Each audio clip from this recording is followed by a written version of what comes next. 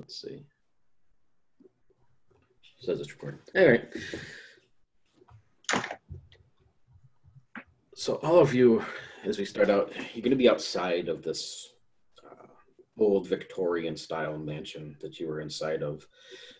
The last you saw, you were bursting past these two children.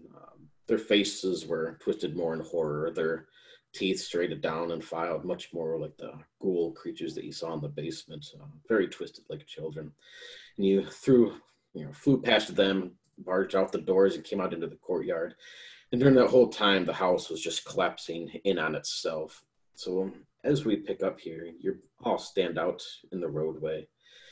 Mud, I think you tossed the Prayers of the Night Mother book that you found back towards the house into the dirt. The house itself is nothing but a pile of rubble now. Bits and pieces of it lying across the ground. You can hear the whimpering and cries of creatures that are inside. More of them that maybe you didn't come across. And you can hear the soft laughter of two children. Mud, Vasily, both of you with some of your priest or necromantic sort of backgrounds will notice these two soft bluish colored orbs drift away off into the night sky that's above you. Still no stars, no moon or anything, even though it feels like midnight at the moment. Just a dark sky overhead, dark all around. You stand in the middle of this roadway, this ruined house in front of you. If you peer down the road that you've been traveling for a while now, the mist is still here. It's light, swirls about your feet, tendrils that sort of drift up your legs. But in the distance, you can see these tall shapes that loom out of the dense fog. This fog surrounds everything below into this valley, the trees, what looks to be a town. The road itself is slick with mud. It's not raining now, but it looks like a recent storm has passed through. It's puddles here and there. You see fresh wagon tracks that roll by into the mud. In the distance, you think you can hear, I'm pretty sure, the sound of creaking wheels and splashing mud puddles. In the distance, these tall shapes can be recognized as village dwellings. The windows of the houses are all dark. There's looks to be some sort of church-like cathedral building up on the hill a little ways outside of town. And the only thing you can hear besides this creaking of wheels in the distance is a woman's sobs that echoes down the road from this small town. And only a single building set near the center of this small village has any lights pouring out of the windows. Beyond this town itself, off into the distance, a massive castle lies atop of a mountainside cliff. That too is pretty much all dark, just a dark silhouette contrast against the dark sky. What would you guys like to do?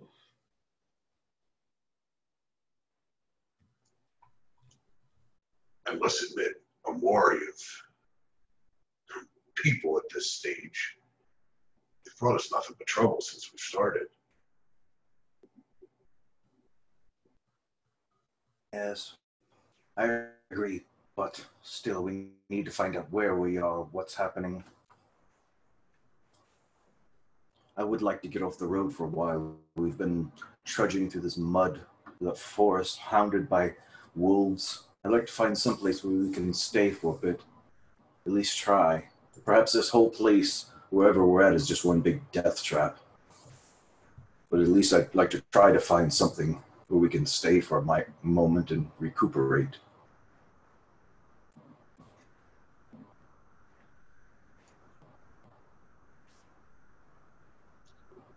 Yeah, lights are on. That building, that might be our best chance. Hopefully it's an inn or a church of some sort.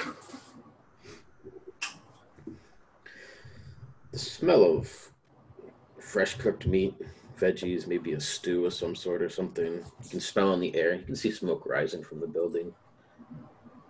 But beyond that one bit of life in the town below, everything else just looks desolate. This woman's whimpers sort of echo through the valley. It's hard to tell where it comes from.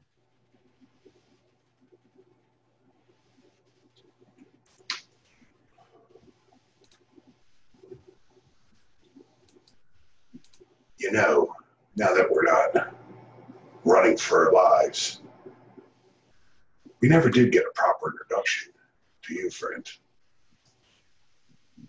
Ah, yes, our fellow prison mate. What is your name, anyway? My name, and he pauses for a second, like trying to remember. I believe my name once used to be Victor Angelos. Victor Yes, Angelos. yes, that's it. Victor Angelos, fine. Very well. Even if it isn't, even if you're remembering your name incorrectly, I'll still call you Victor. How about that? Welcome, Victor. Okay. My name is Vasily. And You can call me Mud. what about you two? Any points to You can call me Mud. Everyone else does.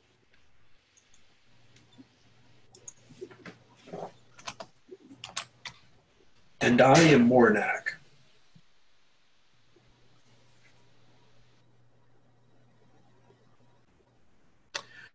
I would say it's a pleasure to meet you all, but no offense, this isn't my first time meeting adventurers and getting out of that place. I hope I don't return, but I still have that nagging feeling that when I wake up tomorrow that I will be back in that place. Well, then enjoy the night.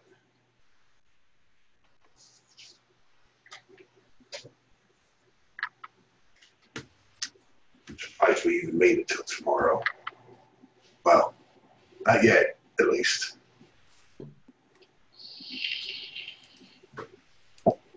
Let's go see what's there in that one building with the light on. Hopefully they will have at least something I can replace my weapon with. And with that, like, he pulls out his dagger. That's all he has remaining on him. Since you left your blade back to stop the twirling blades in the pit trap there. As you begin to make your way down this road, the sound of the wagon wheels and splashing of the puddles fades away into nothing. The town itself is maybe 15 minutes away, if that, as you gentle slope down the side of this valley. And it levels out this dirt, muddy road, turning into a pockmark of stones, eventually into cobblestone itself. It's old, very, very old. The cobblestones are all cracked. Some are raised, some are sunk. Here and there, some are missing. And it looks like the road here hasn't been repaired in centuries, perhaps. And as the small village comes into sight, you can see that it would house maybe 100 people at best. But there's ruined houses all the way around it. Most of them are decrepit, falling apart. Some are just barely cobblestoned foundations. Some have bits and pieces that are still standing, a small woodshed or just a bit of a chimney. It would look like it was probably a place of happening things, a busy, bustling sort of minor city at one time, but now it's just left to ruins.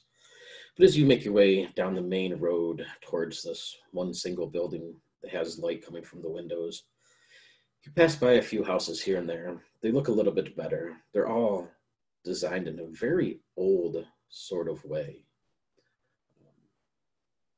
Maybe Mornak, you being the oldest of the group, you might recognize them, but the style and the craftsmanship of these look like they something you would have seen when you were a child 500-600 years ago. How they would have lasted this long is hard to say, but it seems that's the architecture seems to be very, very ancient, or old anyway. Some of the buildings are boarded up. Some look like they've been abandoned. And as you make your way down the streets, you definitely hear the sounds of a woman crying. And as you pass by the house, just a glance over your shoulder, Mud, towards this old house, 2-story, again, quite old looking. There is a small little flicker of light you see in an upstairs window, maybe candlelight, maybe a small lamp of some sort. And you're listening, you can hear the sounds, just sobbing. Sounds like a woman, maybe an older, has a bit of a hoarseness to it, whimpering and crying.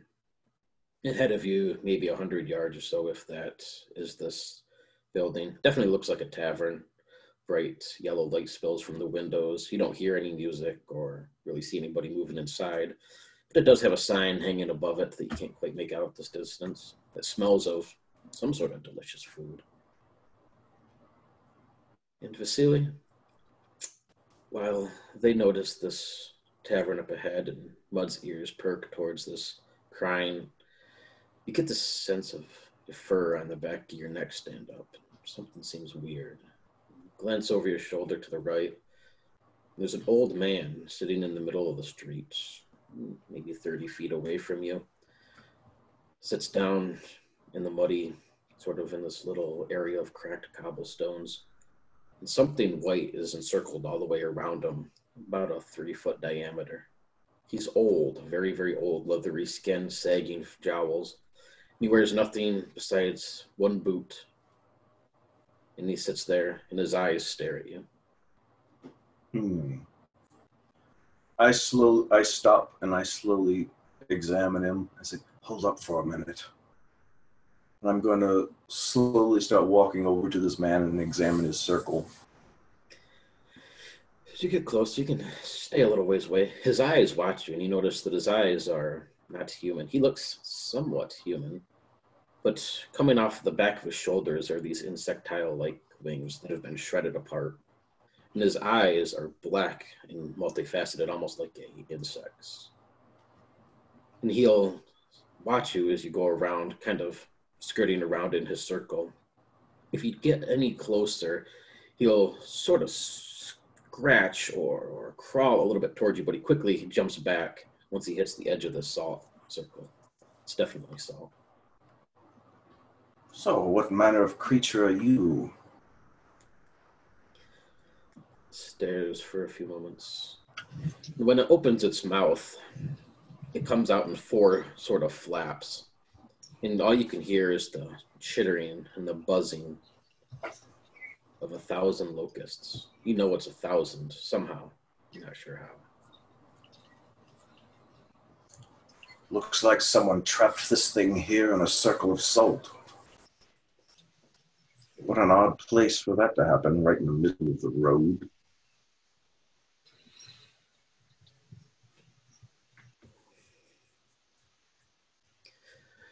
What do the rest of you do?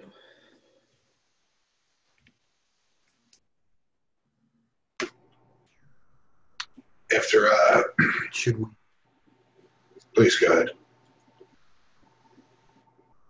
should we just leave this creature here, or I don't really see why we should deal with it.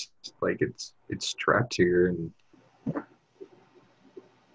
So I think Mud, not actually noticing you walk over because he's listening up. It's a woman for the father's sake. What do you mean we can't leave the creature here? I don't think Mud would have even noticed the everything else over the woman sobbing. No, we're not talking about that death trap house over there. Obviously, some sort of ghost trying to lure us into his house in the middle of the night to get us trapped in some other spinning blade death trap with a blob chasing after us and ghouls in the basement. I don't like things being trapped. Perhaps we should break the circle.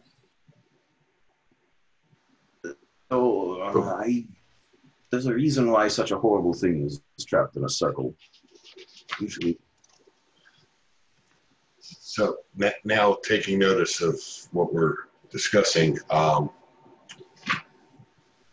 as a priest or a paladin, do I recognize what this creature is? You can give me an intellect check. Give yourself a boon. All right. Yeah, because orcs are smart. Nod. Not sure. You get a uncomfortable feeling around it, and it's exactly what it is. You think back, and as far as you can think in your teachings anyway, we never heard or seen or saw such a thing. You do know that salt circles generally entrap or count as some sort of ward against creatures, or it's definitely trapped by salt for a reason of some sort. I pull out that book that I got, that grimoire from the house about I can't remember what the name of it was. The one that I collected from the room. Yep. It was like something about demons and horrible other creatures and things like that. Yep. I pull it out and start thumbing through it, see if I can spot anything that looks similar to this insectoid-like man with a mouth open up into 4 parts. Well, you can either give me a perception, I'll give you a boon, or if you feel like taking a good 10, 15 minutes, your choice. I just roll. You want me to roll perception? Yeah. Or what do you want me to do?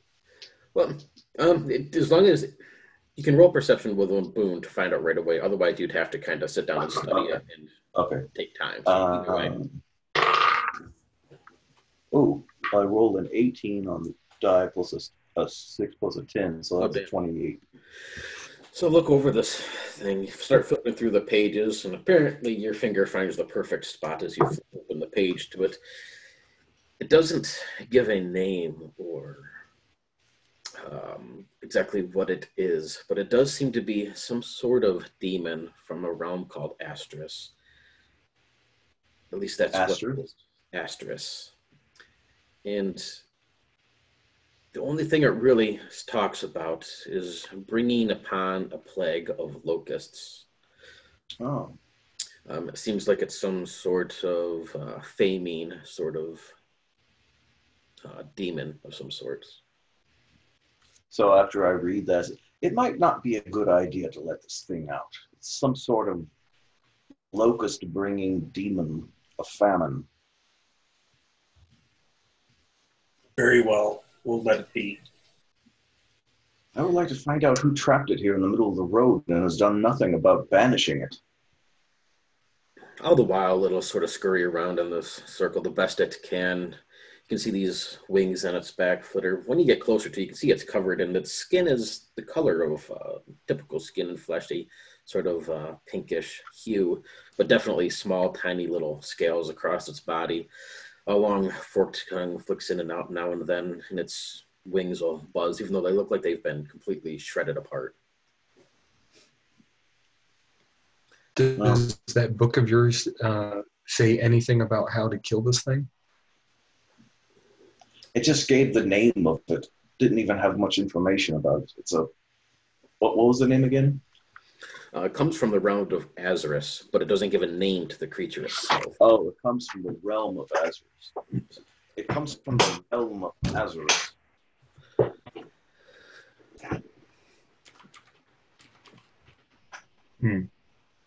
Perhaps I don't think I've before. I'll Muddle lean in real close without breaking the plane of the salt, and in the dark speech, looking the creature in the eye, say, "What trapped you here, vile thing?" It stares at you for a moment, and it lets out this hiss, sort of blended with chirps and clicks. Its wings flap. You're not able to understand what it's saying, but you get the sense that something or someone of druidic prowess trapped it here. And it doesn't speak in dark speech, but you're still able to make out a few words. One being Oleki, and the other one, Forlorn Tower of the Crooked Tree.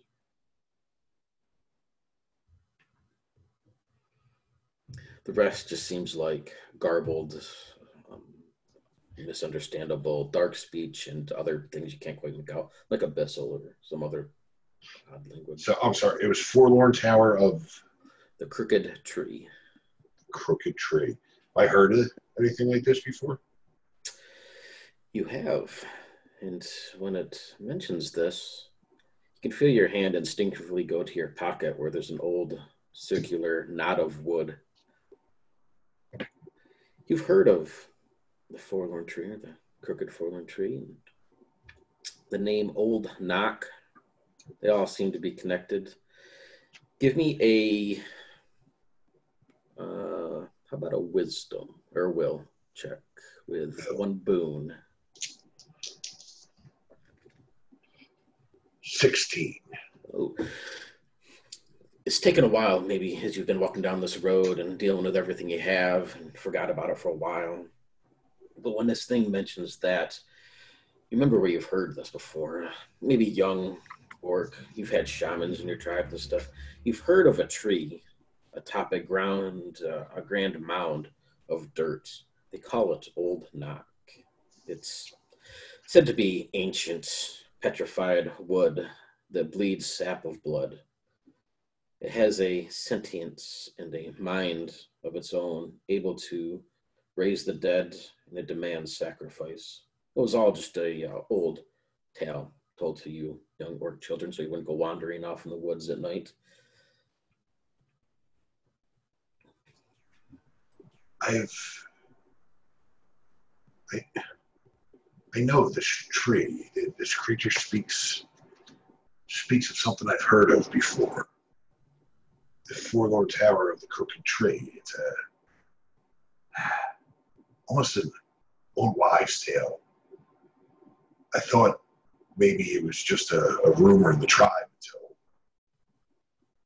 the shaman who taught me the ways of Father Winter told me about it and about their devotees. You know that the tree demands sacrifice every so odd number of years. I'm not sure how many. And it's said that its mind, that its sentient powers, being, its whatever it is, exists in an alternate realm or a different dimension. He called them the Dread Realms, but you don't know what that is.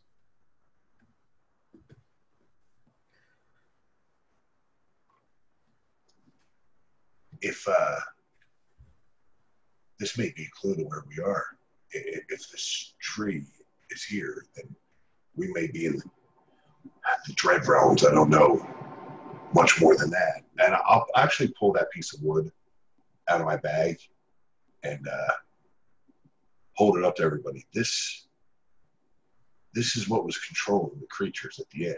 And this is part of that tree, I believe.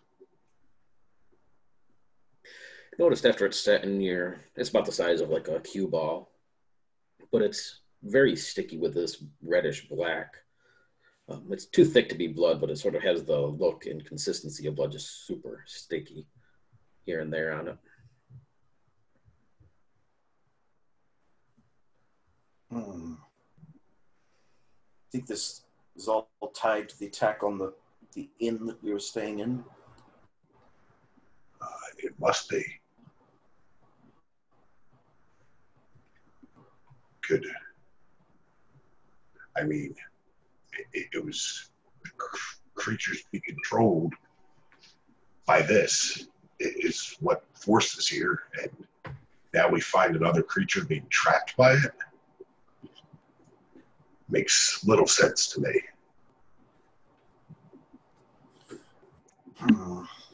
Well, I don't want to disturb this circle. Perhaps if the sun ever shines here, we'll banish it. At any rate, I'd like to go into that, if there's an inn down there, and see if they know anything about this. Maybe they have a wandering shaman that comes through.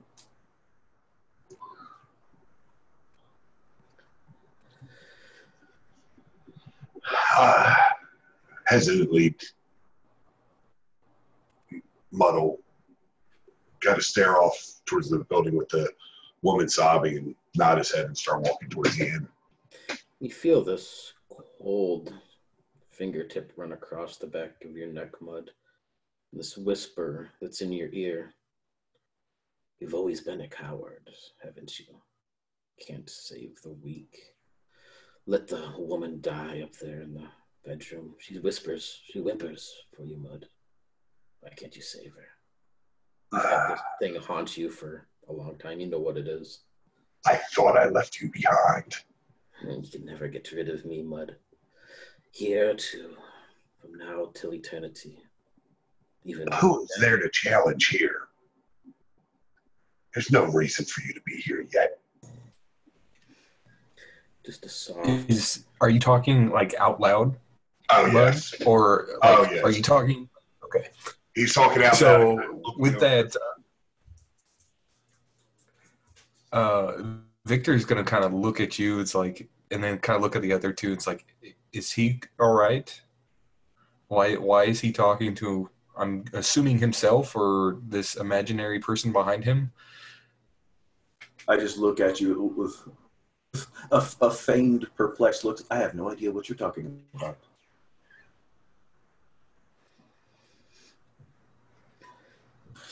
I knew I'd leave it to you two. Okay. And with that, Victor just kind of like.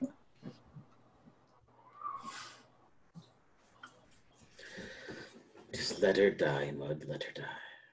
Oh, I'll remind enough. you. I can feel Shut it. you up. And Mud will stride forward and kick in the door. Oh, Without saying anything to anybody. we're going to this place wait. now. I thought we were going to the inn. Yeah. What?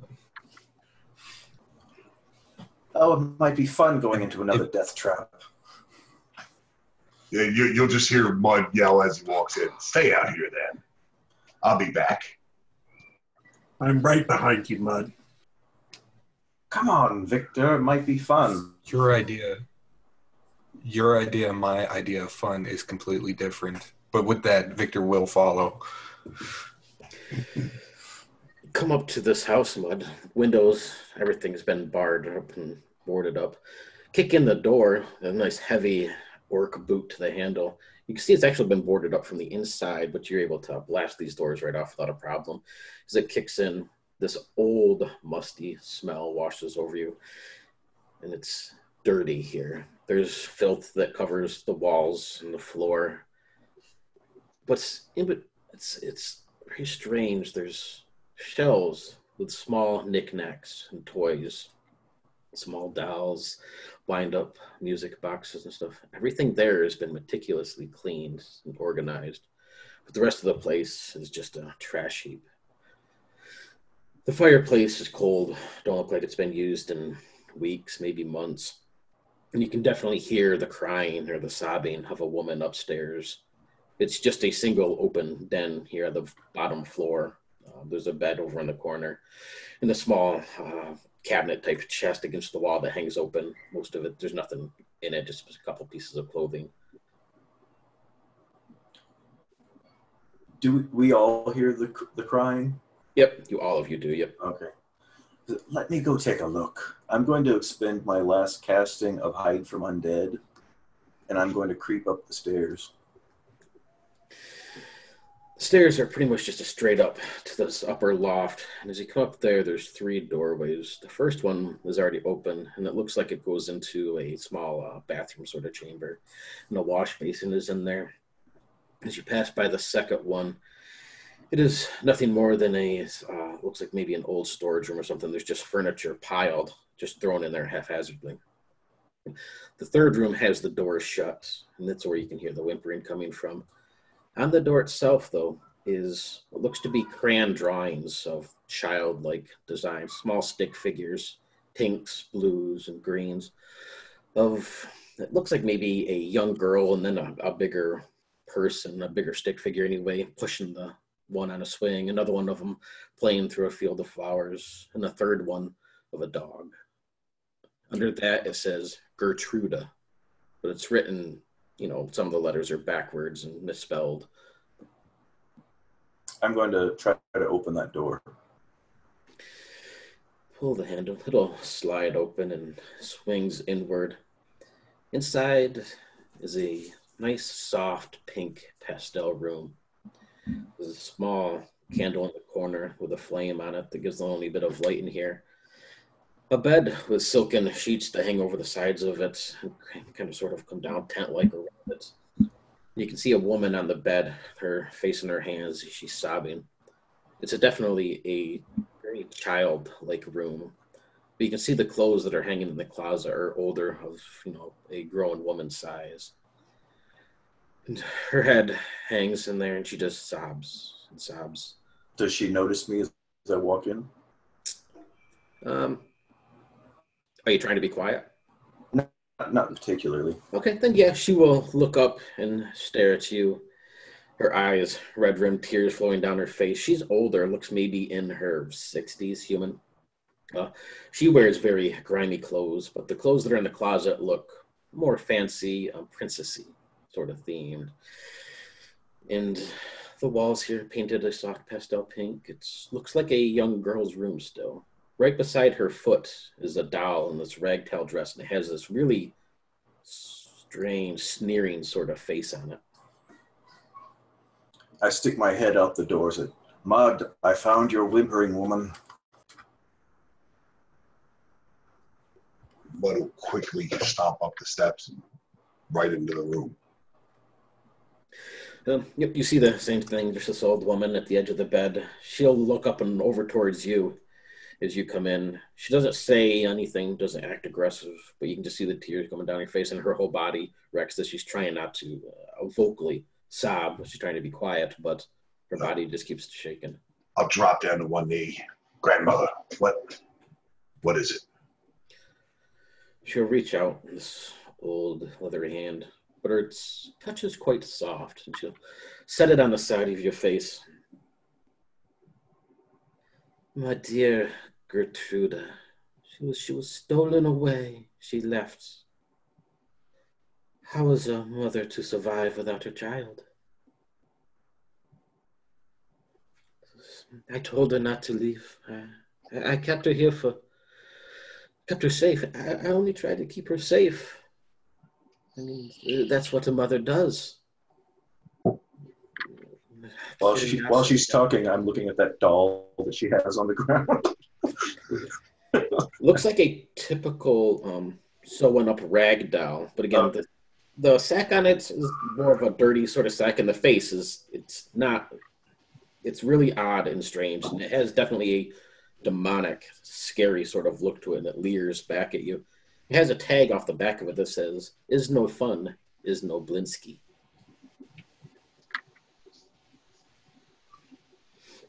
And she'll look over at you as you take that. Please, please, that's the only thing I have left. This room and that. Don't take it, please. I don't want it. She'll sort of snatch it and hold it close to her chest. Says, who are you?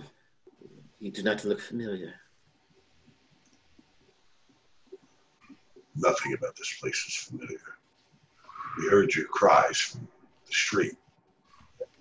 How has nobody come to check on you before? Check on me. Nobody goes outside here. What fools walk these streets? Perhaps Ismark the Lesser, but he's just idiots anyway. No, nobody cares anymore. They'll never come to check on me. Most of the people are dead in their houses as it is anyway. What happened here? The devil happened. Which one? There is only one devil. I'm pretty certain there are several. Then you are a fool as well. There's many evil, but there's only one true devil. The devil. I fear that's where Gertruda has gone. Her curiosity often, she always asked, would say his name. I warned her. I thought I was doing right by keeping her here.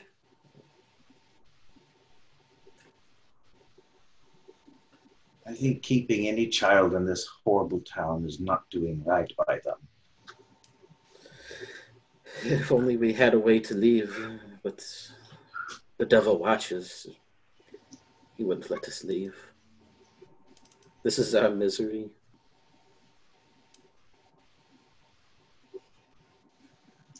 She was unique.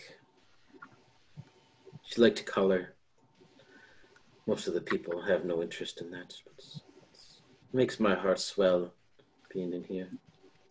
Pinks and blues. Pink was her favorite. What do you know of that thing in the circle down below in the street? She'll stare out the window sort of in that direction. A creature, a Lecky Demorovich trapped it there years ago. It's sounds that it makes. Gertruda used to ask about it, but I know little. Just that it scrabbles about and cries and wails. Its voice that of 1,000 locusts. How long has it been there? Ever since Gertruda was perhaps 7, so maybe 10 years now.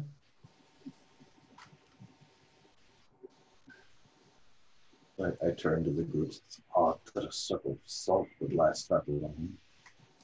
Oh, well, Lecky does refresh it every day, of course. Who? Who? What's this name you mentioned? Lecky Demorovich. Lucky Demorovich. I would like to speak to this Lucky Demorovich. Well, we all would. He's been dead for some time now. Yeah, it's been quite a while, I think. He's dead, but yet he comes and refreshes the circle daily. Oh, well, did I say that? Yes, you did. I'm certain of it, my dear. Somebody must be refreshing the circle then. That's weird.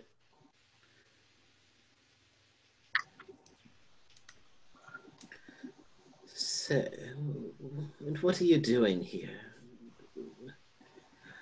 I have remorse and mourning to do. Won't you be gone from this place? I'm getting quite tired of this. What do you say, Mutt? It doesn't seem like she's in immediate peril. Mutt will stare over his shoulder into a blank area of the room for a minute. Just shake his head. I don't know why we're here. Neither do I. None of us do. Woman, if we find your Gertruda, we'll send her home. And Mutt will turn around and leave. Wait. Are you heroes here to kill the devil? We're just trying to find a place to rest. Very well. If you see my daughter, beautiful, young, innocent. She had her whole life. I would have kept her here, safe, sound. Just like a cat and curiosity. She'll sit back down on the bed and then just start. Is that a decent inn down the road with the one light in it? She'll just sort of nod her head. Food, drink. Just don't pander to the Vistani. They'll steal your money and stab you in the back. Of course. I'm going to take one more look at that horrible doll. I'm going to start heading towards the door. Good luck, beast man. And please, if you see my daughter, send her home.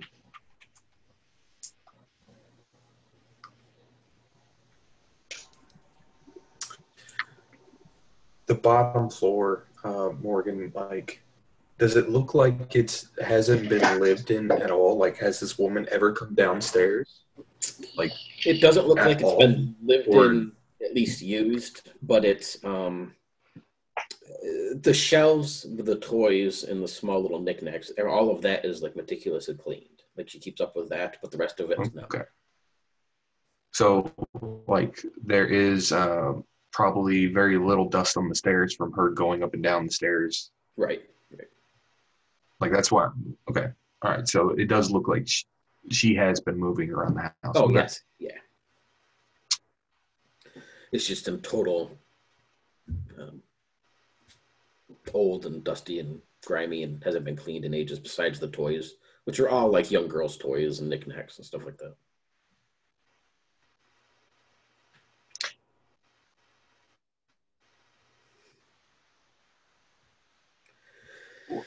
Is there any windows? They've all been boarded up, but yeah, just a standard house. So there's a few windows on every wall. They've all been boarded up from the inside. Okay, but they all been boarding up.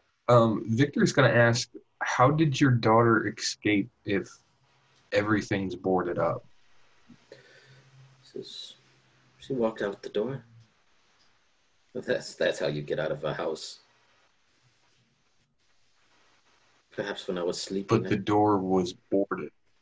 That was done afterwards for I didn't want the dead to come inside. There's been attacks on the town recently. But that is not of my importance. I just fear for Gertruda. The dead can have me for all I care anymore. What kind of attacks have happened? The dead, they shuffle through the streets, they claw, scratch at the windows, the wolves, they howl, and they bite at the knobs. The burgomaster's house has been the sole attack. I heard he died recently, but nobody here talks much.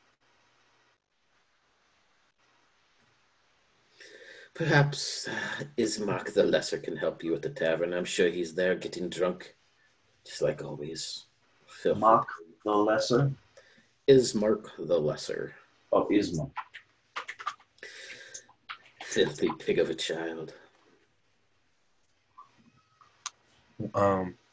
When do these attacks occur? Is it daily or nightly?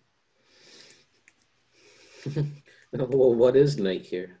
Oh, what is day? Your guess is as good as mine. Okay. I have a feeling that we won't get any more out of this poor soul. Maybe we should head over to the tavern. Indeed. Oh, one last question I have for you, dear lady. Who is your lord that lives in the castle up above? That's the Devil's Castle. Ah, okay. He watches, preys on us nightly. Been there for Nights? 6 years. So there are nights? Or is it just all one continuous gloom? One continuous gloom. I suppose that's the best way to describe it. Sometimes the clouds will part, but only if he lets them. But he's not a fan of the sun. No. Or the moon. Not even the stars. I've heard tales of such things, but never in my life seen them, just in book. And what is his name? I told you already, the devil. That's a title, but what is his name? He's only known as the devil here. He has a name, but to say it is to cause his attention, and you don't want his attention. No, his name has been forgotten. Very well. I think we should leave this place. What else can you tell us about this devil? Very little. I don't concern myself in his affairs. I just simply tried to raise a daughter. If you find her, please send her home.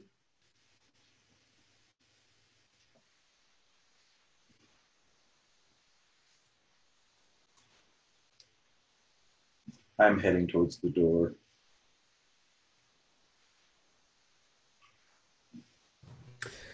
Anybody else? Likewise.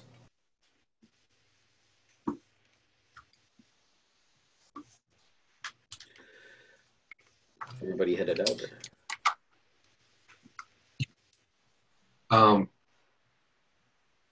When we go outside, like, does I guess, locust demon, or I don't even know what to call this thing, locust creature, has that thing like stayed still the entire time that we've No, been in the house? Like, has it moved at all? it scrambles around in its little salt circle or whatever. So I mean, it moves in essence, but it doesn't go anywhere else. Okay. Like, as we're walking towards the tavern, I'm just gonna kind of keep an eye on it as we're going.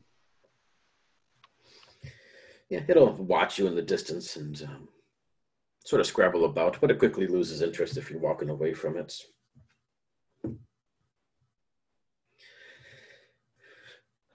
As you make your way down the street, exit out of this house, again, you can hear the woman's sobs pick up and the shrieks and wails once again upstairs in this room.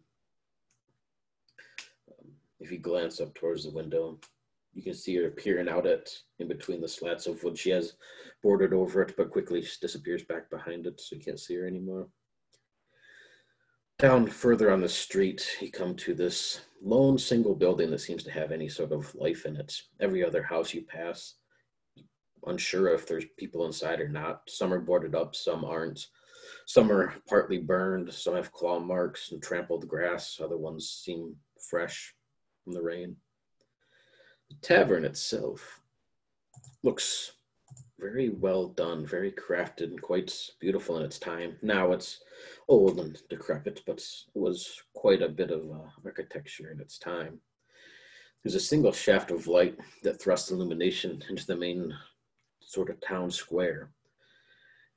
And this glows out across the fog, giving it this eerie, glowing luminescence around it. Above the gaping doorway, there's a single sign that hangs precariously. One of the chains is broken. The other one hangs down quite rusted and screeching, proclaiming it to be the Blood. Take a look closer. It looks like it says Blood on the Vine Tavern, but somebody has scratched off the N and put an F in place of it, so that it now reads Blood of the Vine Tavern. You can hear a few voices inside talking, not loudly.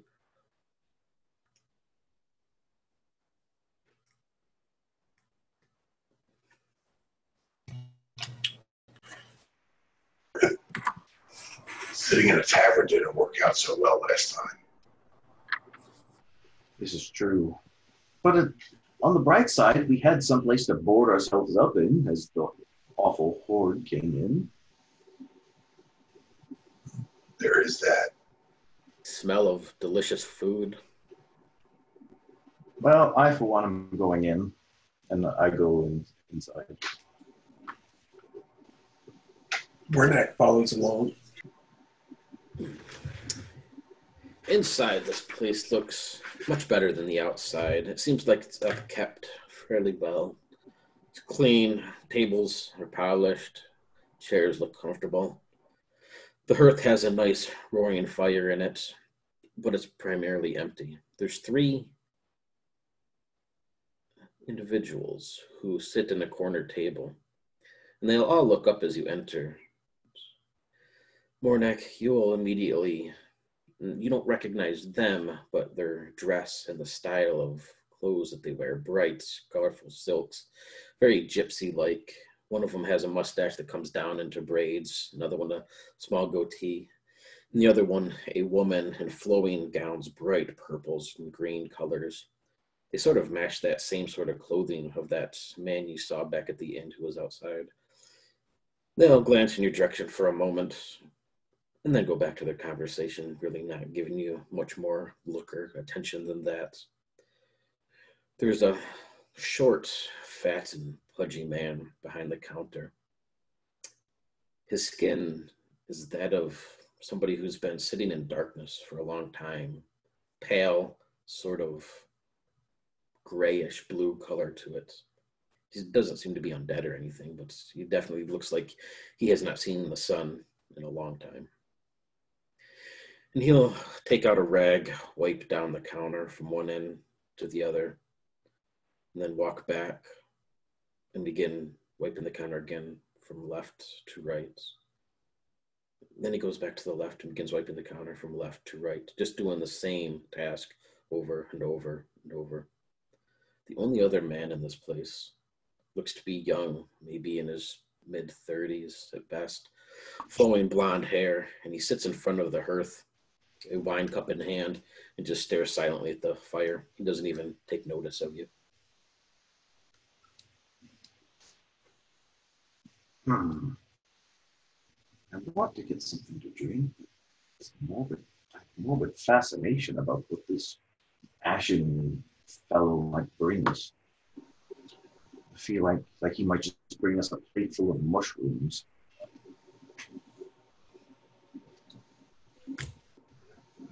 Take what I can get at this point. Yeah, mushrooms it is. I walk up to the bar and say, hello, and I bang my hand on the counter. He'll look up.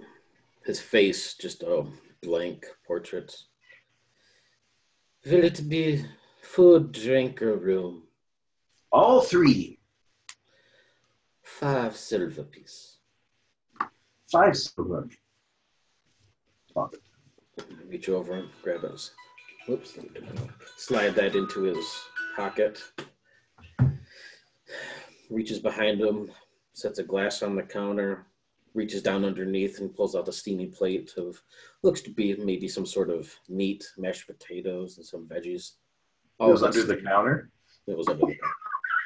All steaming hot. Wine or ale? What's the best?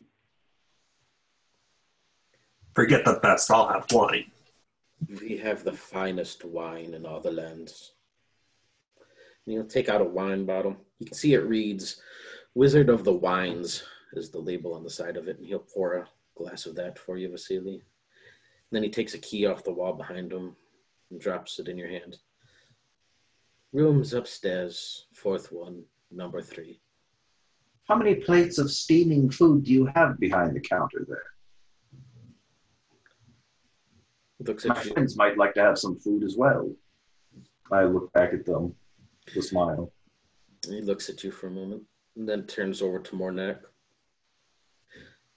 Food, drink, or room? All 3. 5 silver. Mornak pulls out his pouch and throws it at him.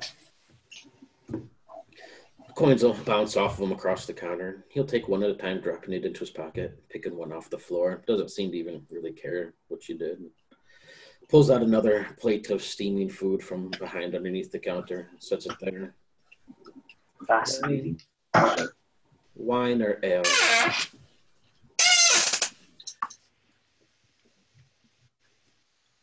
He'll pour you a glass of wine. Take a key off the counter behind him and hand it. 3rd room, number 2, up the stairs. But just walk over and lean down. So 1 room, 2 ales, 2 foods. Very well. 7 silver. Pull 2 plates of steaming food out from underneath behind the counter. 2 mugs of ale and a key. If we'd known that we had a bulk discount, I would have ordered for 2. Can you take a break? I'll immediately finish one All of right, these. I'll take Izzy outside. What? I'll take Izzy outside and say yes. Okay. Victor's going to walk up and just put 5 silver on the counter and just say ale. He'll stare at you. Food and room? Come on, miss. Let's go. Come on, miss. And he's just going to... He takes out a plate of food, pours a nail, gives you a key. And then he just stares at you all. Seems to be waiting for you to move your plates out of the way so that he can watch the counter. Where? Come on, let's go. Did he not say what room number mine was? Yeah, he would end up telling you number 2 upstairs, and there's 4 rooms, so we'd get you each room. Okay. But yeah. Okay. With that note, Victor's going to go to probably a table that's away from everyone else, not necessarily my party, but everyone else that's in the room. And he wants to make sure his back is against the wall and he can see everyone. And he's going to sit down and slowly start to eat this meal. It seems to be quite good, actually. Seems to be chicken and, flavorful mashed potatoes. Whoever cooks here does quite a good job. It's steaming hot. Why, you're not sure what he has behind the counter exactly, but it's good food. I go over to the table and sit down next to Victor and start eating as well. In this horrible place, I wouldn't doubt it. There's some curse on the food that's got to turn us into bones. But eat what you can. Warnock sits down beside them and says, "What, you couldn't even wait for me? Why are you rushing into eating? What is this?" Remember the last time we were in an inn? You did. I want to actually finish my meal this time before the undead horde comes charging in. We should savor life. Before it's ripped from our throats. Trust me, there's nothing on this plate worth savoring.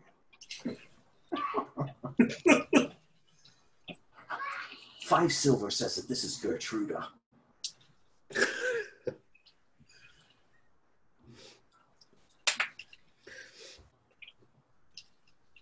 Are we generally being ignored, or By the 3 folk in the corner, yes. And by the barkeep, yes. This other man, he will cast glances in your direction, but he doesn't seem to take it upon himself to come over or introduce or anything, but he'll definitely stare in your direction unless he's noticed. Then he kind of goes back to staring at the fire and sipping on his wine. He has an empty bottle by his foot. He has another empty bottle on a small little stool beside him. And he looks like he's halfway through his third. respect?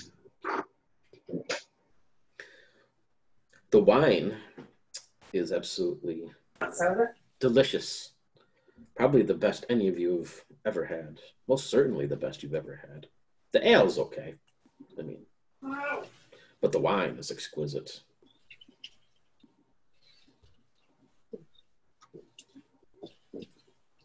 Best wine I've had since I left the Fey Nations.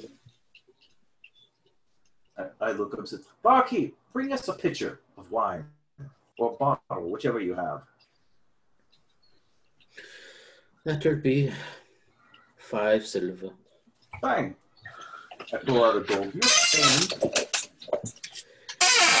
You'll see him disappear out back. And comes out a few moments later. A nice chilled pitcher full of wine. That's 4 more clean cups across the table. Then goes back and begins washing his counter.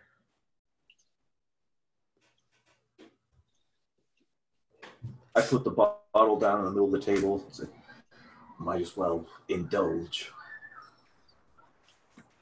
Maybe we'll even get to sleep tonight. That would be nice. The wine is good. We slept. Across the way, this man looks over. The wine is good, no? The vine? The wine. And he points at the bottle of wine. Oh, yes, it's delicious. Elegance. It tiptoes across my tongue with such beautiful taste. I enjoy it quite a bit. He'll pull himself up out of this chair, sort of sways a little and stumbles. Oh, no, I shouldn't have talked to him. And picks up his own bottle, taking a swig out of it as he comes over. Well, it looks like we have a interesting lot of folk here. What's your names, friends? What's your names?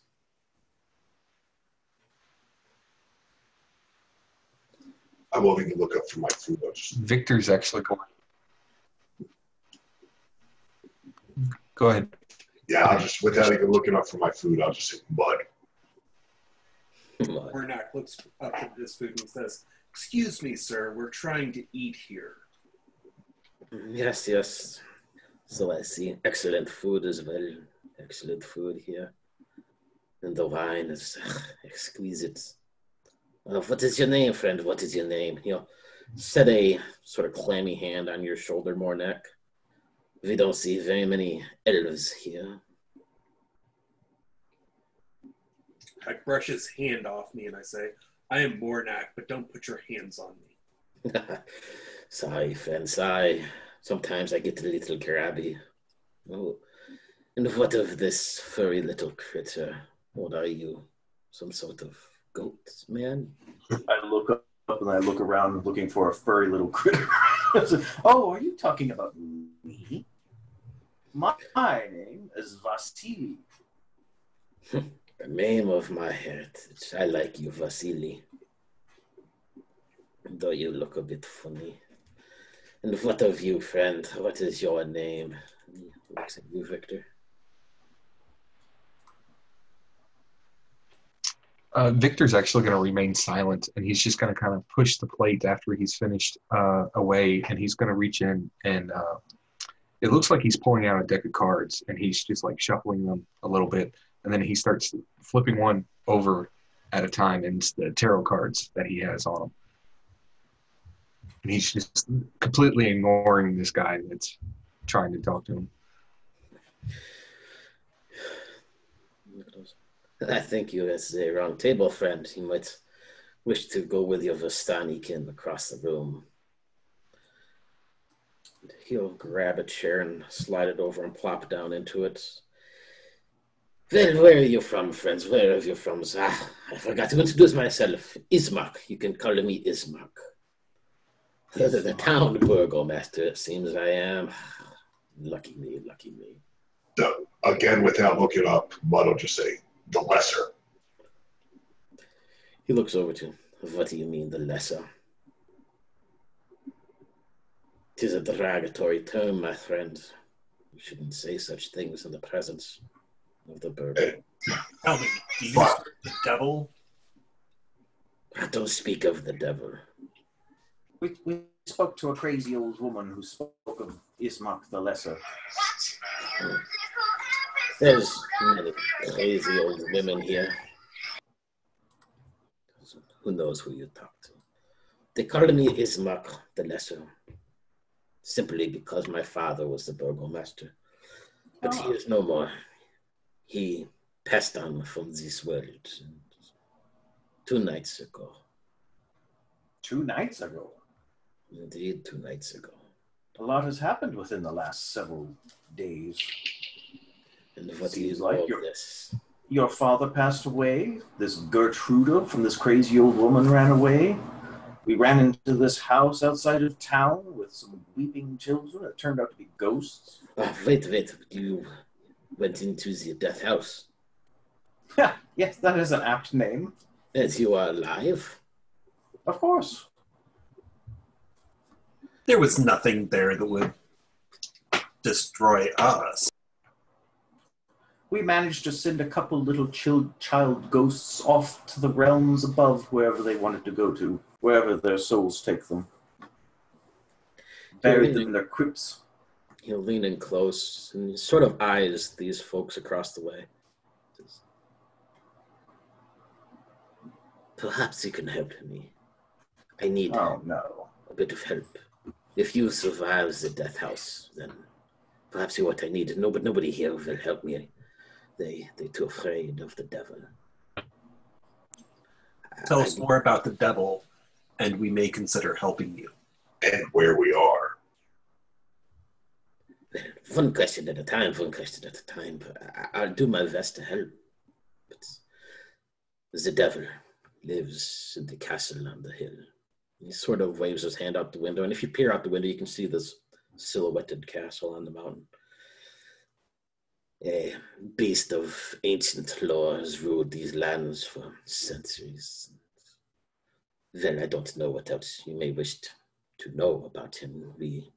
Besides being the devil and taking what he wants, he controls the weather, he controls the skies, he controls the animals, and he controls whatever he wants in these lands. We all live under his shadow. Well, I must say I disapprove of his taste. He sent us horrible wolves attacking us as we came in. Now he has this horrible gloom weather overhead. Yes, he gives little care what people think of him. Evil, cool. He awakes now and then to torture us. This was once a proud town. Many farmers, miners, crafters, but just a wasteful place now. In this town, what is it called? You, my friends, are in the village of Barovia. This realm, the entire country is called Barovia, but this town, once the capital, is now but a hamlet. Is that a new name? I've never heard of Barovia. And that's many have, my friends. No, only those that live here and those that are brought. And you fall into the latter, it seems. But that's good, that's good. Well, depends on how you look at things, of course. I mean, for my case, you're the type of folk that might be able to help me. But in your case, well, he probably just brought you here to toy with you and kill you. We've certainly seemed to be toyed with. It has not even begun, my friend. Not even begun. But you don't need to worry about that now. You got plenty of time to enjoy the gloom of Barovia. I finish up the last bite that I was eating. Well, what is your problem? My problem. My sister. She is in trouble. And it is important that I get her away from here. It seems the devil, he has been a bit of a fascination with her. I need to take her out of town, cross the roads to Valakai, a town in the distance. They Valakai? Valakai. They have walls. The people there are much happier. They have festivals. I've never even seen a festival, but I've heard. But I believe she's there that she will be safe from the devil. But these people, they're cowards, and I can't do this on my own. I need people like you, like people who survive the death house to help me. There'll be gold. I can pay gold. How far away is this Valakai? About 12 hours ride by wagon. 12 hours ride by wagon. So the people there, much smarter, more skilled than us. They have more resources. Perhaps they can send you home from wherever home is for you. What say you? Perhaps we can meet at my place, and you can meet her. She's stubborn but beautiful, and I wish to somehow help her. That's the only goal I have.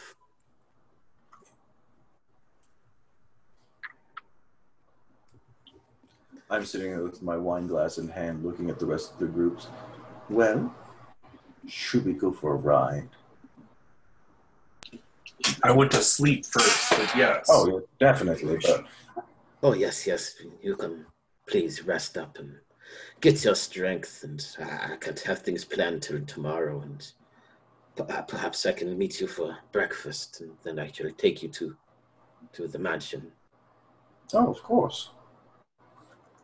I'm not averse to a breakfast. Do you have a blacksmith in this tiny town? We do? Well, yeah, he's not the best, but we have, he sells goods and supplies and simple based things. What is it you need? I'd like to replace my shield, and our quiet friend here needs a sword of some sort. Well, Bildrath is a bit of a scammer, but you'll have what you need, but you'll pay.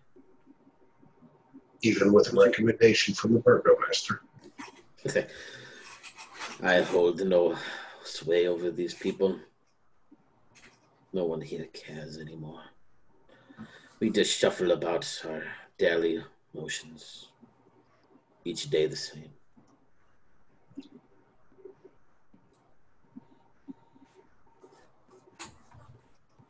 So be it. We'll see to him in the morning.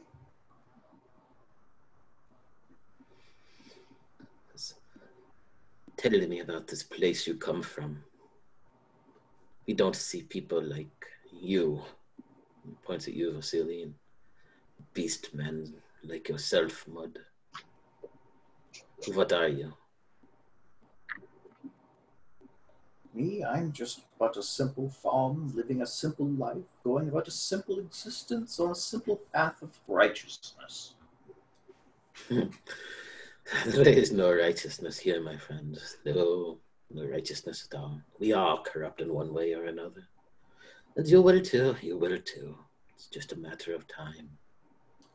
And as he says that, my forked tongue flicks out ever so slightly. And I sense an air of arrogance about you as well, beast man. Arrogance.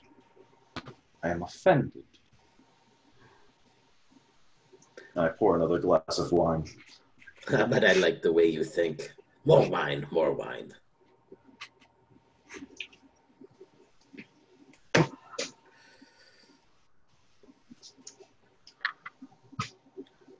So I think we've established we'll be seeing you in the morning, correct? Ismark? I will be here with bells on, as they say. Then I'll stare poignantly at him and say, in the morning then, and turn back to the rest of the group. Yes. Bells aren't too loud. Going to be hungover, I think. Says, well, perhaps we can play a game of cards. I lean into Mornak and say, I don't think he takes hints. I would love a game of cards. I've been known to be a gambler once in a while. Perhaps I can take all your money before the adventure begins. He'll take a swig of his bottle. Oh, Mornak, my old friend. It's like old times. Well, we don't go way back, do we? Oh, no. It was only a few minutes ago. I think I forgot my cards. I will go home and get a bit of cards. Yes. And you'll all help me. Take my sister. Dear Irina. I will be back. Get up and slug down the rest of his bottle, probably a good quarter of the bottle, slam it down on the table. Well, my friends, in the morning. Breakfast is on me. And that he'll turn and start stumbling out. I don't think he's coming back to play cards with you, Mornak. I don't think so either. Such a shame. Hopefully he'll actually make it follow go. him. Perhaps we should follow him to find out where he lives. I would like to finish eating and then sleep personally. Oh, Vasily, so be it. But if you really wish to follow, then we can muster ourselves up. Over on the side, you can hear the woman says, "Don't worry, friends, don't worry. He'll be back in the morning, slugging down another bottle. He's here every day. Oh, his Bart the Lesser. He's quite the character. I hope Eric, the barkeep, treated you well. Good food, good wine.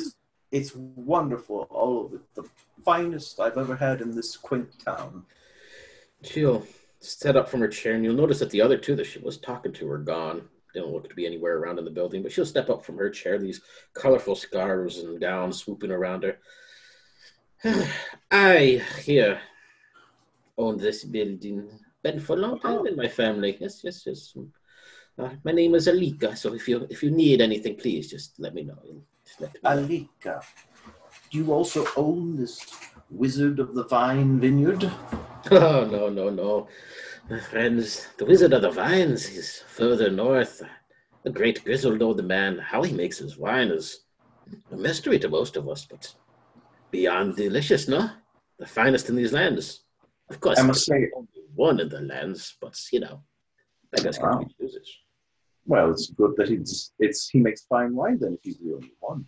So I'm quite unfamiliar with the lay of this land. Is this Wizard of the Vine anywhere in this city of Valaki? It's funny you ask, Vasily, was it? Is that what you said your name is? I couldn't help but overhear. Ah, yes, that is my name. Vasily, beautiful name for a beautiful man like yourself. I stroke my own fur. The Wizard of the Vines. Yes, he's up by Valakai. A bit further north, but yes. In fact, his son owns the tavern there. The Blue Water Inn. Some of the finest food in all the land. Even finer than here? Well. Don't charm me, young man. Yes. Even better than my fine cooking. Wow. Oh, are you the one that prepares the food here? Indeed. Caught fresh and cooked every day. It's the only way to have food, You don't want something left in storage, no. You need good food with good wine. Of course.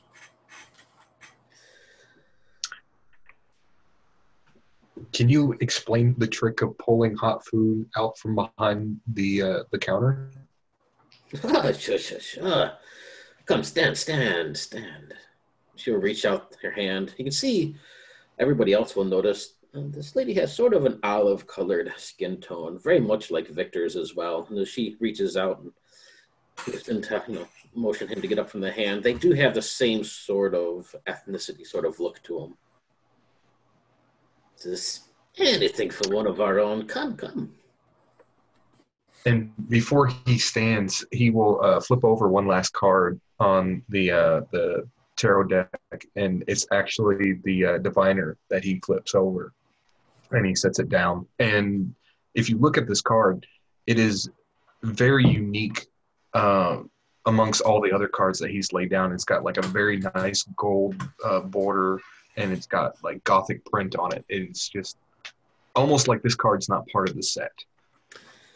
All of you will notice that he stands up. All of you will notice that card that he has matches the ones that you have as well. The same styling. You have different ones, but it's the same styling, the same look. She says, the diviner. Yes. You should speak to Madame Eva. She could help you read these cards. You look a bit confused, my friend. But come, let me show you our tricks here in the inn. She'll reach out this soft feminine hand. Victor will follow. She leads you around the side. Eric will, step back politely, this pudgy little man. You can see that underneath the whole counter is sort of like a makeshift coal oven. Has a fire pit area. Little cooks back in there. All these plates are warmed up with food. It was my brother's invention. He's quite the, what they call it, engineer. Quite crafty in his trades. It's fired from down in the basement. Heat rises and keeps the food hot, fresh. Of course, we always have a bit too much. But, hey, that's just more for us, right? Can never have too much food. I will say it had me puzzled for a moment. Him just pulling out hot food from underneath. Simple, really simple. Though it gets quite hot back here, but Eric don't mind.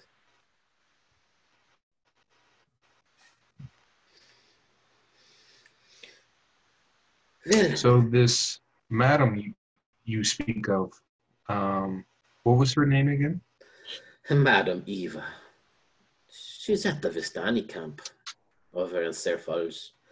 She's a true prophecy, She can read the cards like nobody. I could dabble in them, of course, but she has a sixth sense. If you have questions, you ask Madame Eva. Okay. And sorry, I'm not from around here, but where is that exactly?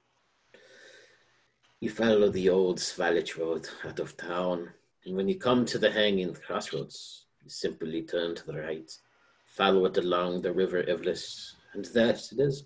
A simple camp, really. You can't miss it. Bright, colourful. I may be headed there lately. The finest people, the finest stories, great food, plenty of wine. It's like a party at all time. Now, we have been warned that the Basanis are liars and cheats and cutthroats, and they Do I will look no like a sooner stab you in liar? the back. Jeez, please, please, look at me. I didn't I think as would, much, but I wouldn't charm anybody. Besides, you look like one of us. You can deny your skin tone and your cheekbones. Who was your hmm, father? uh, I'm not sure. Well, the father I had was not my birth father, Adopted then, eh? Adopted. but as far yes, Madam Eva might be able to help you my with it. father was. We may have to look on that. Now there was a town mentioned, and I done forgot the name. That we need to take the sister to, or going to escort. What Yes, was that town's name again? Valakai. Valakai. Is the camp on the way towards Valakai? The Vasani camp? Indeed, it is. Indeed, you have to take a bit of a side route, but the Vistani are welcoming people. Don't cause no trouble, and you will have no trouble. It's better than going to Waylord anyway. A decrepit town, nobody goes there. I'm gonna look back towards my party members. Are they listening to all of this? Yeah, I'm paying attention as best as I can. Okay. Victor's gonna say maybe on the way, if there's any time, we can maybe swing by, or maybe after we're done in town. Sounds like all of us could use Madam Ava's advice. I think it might be a good idea if we do accept our friend Ismark. What was his name? Our friend Ismark. If we do accept his offer, that we might scout out the land first, head up to this Valakai first, before we take his daughter up there. I thought it was his sister. Or his sister. Yeah, his sister. Yeah. I think you might have had a little bit too much wine tonight, my good friend. Maybe we should call it a night.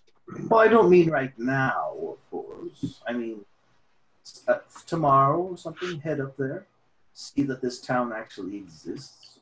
See what lies between here and there. Well, it seems like he's wanting to leave tomorrow morning. Yeah, he wanted us to have breakfast tomorrow morning. Hey, I have a character question. Well, Do the rest of us all have our cards already? Yes, yep. And did we decide on how we got them, or is that kind of open? That's totally open to you guys. oh, I know how I got mine. So Once the woman steps away from our table, I'll look to Victor and reach in my pouch and pull out this weird old book with called The Tales of the Lost Children, and it just looks like a creepy fairy tale book, really, like the Grimms. And I'll open it up and I'll pull out my card and just look questioningly. And you'll see the Raven card. And I'll just look questioningly at Victor. Where did you come across that? I've always had it. I was found with it on me by my father. Oh, we might be able to make a whole But set. as I pull up mine. I pull out of mine. I've had this as like a bookmark for years. It's just a druid card of the druids, and he slaps it down the table. Do we all have one of these? And he slips the ghost card out and slaps it down onto the table. And somebody, well, considering perhaps, how you were the last one to show your card, yes, I would assume that all of us have one. Even that dead body that we found in the mansion had one, and I had to pull out the swashbuckler and draw it down. Seems like it's all the rage. Everyone has a card here. I got my card from Mother, No, the witch who kidnapped me. his computer didn't even shut off or anything. I've had it for years. It got really noisy for a second, and then it was fine. So, hold on. I've had this much longer than I've known any of you. We took this book off my brother, and it was in the book. you notice they all have the same. They look like they come from the same set. Some look older or newer or whatever the case might be, or more beat up, depending on how they were taken care of. But they all match with the same stylistic embellishments and the same foil backing, and definitely come from the same set, at least, anyway.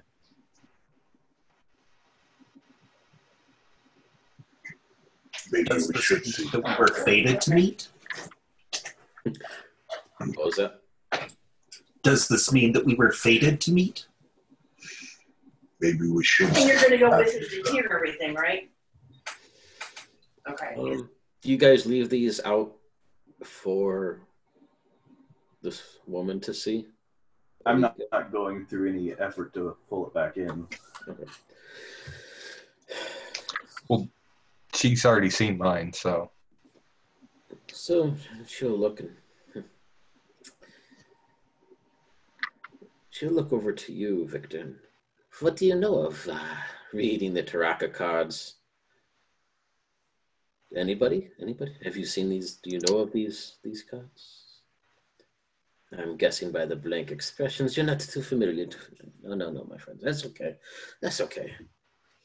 I suggest you take these to Madame Eva. She could help. But you see, fate has a fickle personality in a way of leading people by their nose hairs, per se.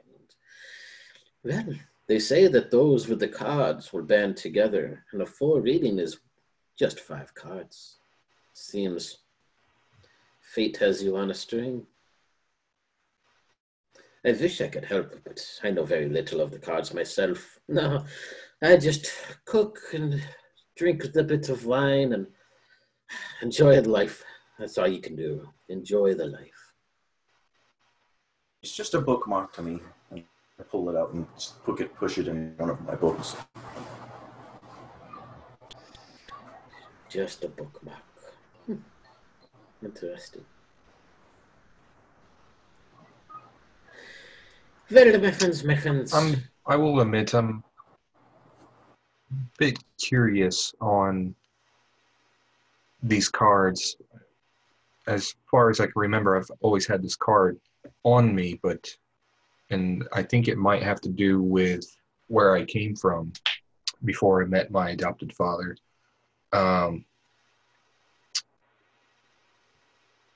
Maybe I will, even if the group does not want to go see Madame Eva. Of course, he's talking later on down the road. I will probably go see her just to find a bit more out about these cards, but especially on why all of us have these cards, because I've never met any of you before today. Have you Do you three know each other from before? Yeah, we've traveled together for a little while. Started working, right? But the cards have never been involved before. That's a sad. I didn't even know they had cards. I should thought buy it you was guys just some me. videos of an old Yankee workshop, and then you can just put them on in the afternoon and replay on your DVD player. Victor, I'll go with you. Let's go see this witch or whatever she is. Excellent choice, my friends. And with Excellent. that, Victor would actually get a little bit offensive that you called her a witch, even though like he has nothing to do with her or anything like that. But just to like use that term with her, he kind of gets a little offensive. He doesn't say anything, but you can kind of see it in his face, like almost like you insulted his mother that's not his mother kind of deal. And you see, if anybody's paying attention, they'll see Mud looking over his shoulder again for a couple of seconds into pretty much at nothing, and then nod his head and say, I too will see this woman. I'll happily go, but can we go in the morning? After we have breakfast? Oh, yes. I'm not going anywhere tonight, like other than to bed after this. Woman will swirl about the counter and come back over. Well, it is time to close the shop, my friends. You have your rooms. I promised the beds will be warm, the pillows soft. And if you can ignore the whimpering in the wind, then, well, you should have a good night's sleep. But It worked. more neck, you're Yeah, we've been cuddling a lot on this 100% side. along. And it's been luring us back to sleep. No, you are correct. She is a witch. I mean, she'll say as much. So, no, you don't need to get defensive, Victor. She's, yes, Madame Eva is what you would call a witch, but she's a good witch. You know, she's like a white witch, not those evil Strahd van sort of folk. No, she's no hag. But yes, just you don't worry. She's friendly. She's friendly. With that, she will quickly clear your plates off the counter. Go ahead and finish my line, my friends, and you can retire to the bedchambers. I'm going to lock the doors. And, as I said, Do you want me to let you go so you can watch your show? sleep tight. Can I get another bottle of this wine? Oh, indeed, Take to my indeed. room. Oh, certainly. 5 silver to be my friend. Brooks and George I Street. will bring it up myself. They have a lot of their billboards around here. Mornak slaps it down on Oh, the yeah. table. Krieger? She'll grab that and disappear out back. Looks like you can hear her cleaning dishes and sort of cleaning I up. like to listen more like country, though, because Kevin doesn't like country that much. But I used to listen to Willie. If you guys notice, Victor has not touched the wine at all. Like he's just drank ale.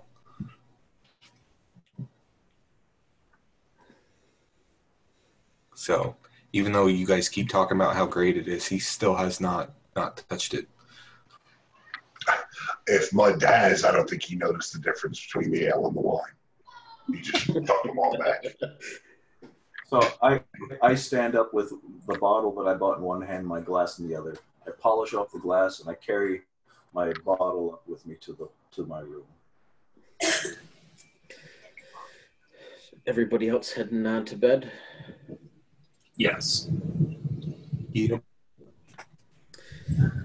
The rooms are simple, laid out nicely. Beds, a small little foot chest at the end of the beds.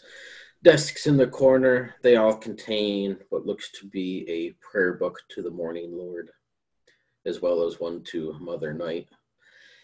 And otherwise, one of the few buildings here in town that doesn't seem to have boarded up windows. You all can overlook the town square, although everything is just darkness and fog and whimpering in the wind. From your window, Vasily, it looks almost directly down upon this locust-like creature in the salt circle, which continues to scrabble about, growling and buzzing. You can hear the cleaning of downstairs, and she will bring up a bottle of wine for you, Mornak, and set it down, takes your coin, and offers you a good night's sleep. They will have breakfast in the morning. Anybody do anything before you head to bed? Yeah, I'll actually open any windows in my room to try to keep it as cold in there as possible. I'll do my prayers to Father Winter, and then right before laying down to bed, I'll turn towards an empty corner of the room and say, "Who, Grandfather? Who's the challenger here?" And then go back to sleep. You drift off to the cool breeze of the night, the whimpering of this old woman that just seems to incessantly fill the air. Anybody else do anything before bed? I begin to undress, but then I just pass out on the bed as I finish off the bottle. This is quite strong wine. Warnak tucks the bottle into his backpack to carry for later, and then he wants to go ahead and examine these prayer books. They look fairly basic. They've been well used and well worn. Some of them have pages that have been ripped out, but they look to be sort of Bible-esque nightstand books talking about the different beliefs of each of them. It seems that it seems to be two different gods or deities, but it seems that the religions themselves seem to merge together into one cohesive religion, one dedicated to the Night Mother, one dedicated to the Morning Lord, but altogether one religion in itself. But otherwise just filled with basic hymns and scriptures and that sort of stuff.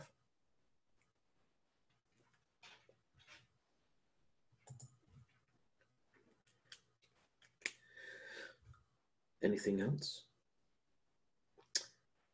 All right, this will be a perfect moment then. One of the things that this module does that's going to be a little bit different is it's designed to be taking place in a shorter span of time, which works great for 5e because you have short and long rests. It does not work well for Shadow the Demon Lord, I found out, because you do not recover hit points very fast.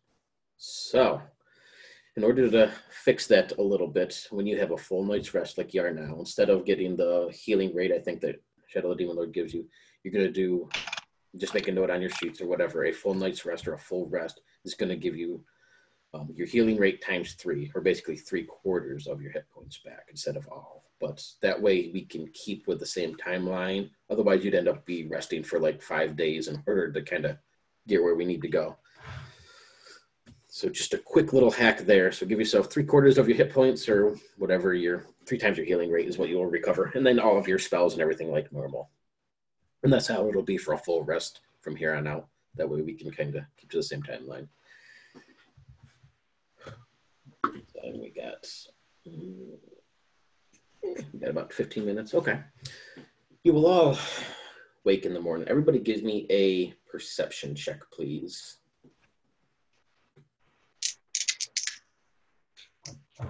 And Ooh, dirty 20. well, I don't want my 20 to be dirty.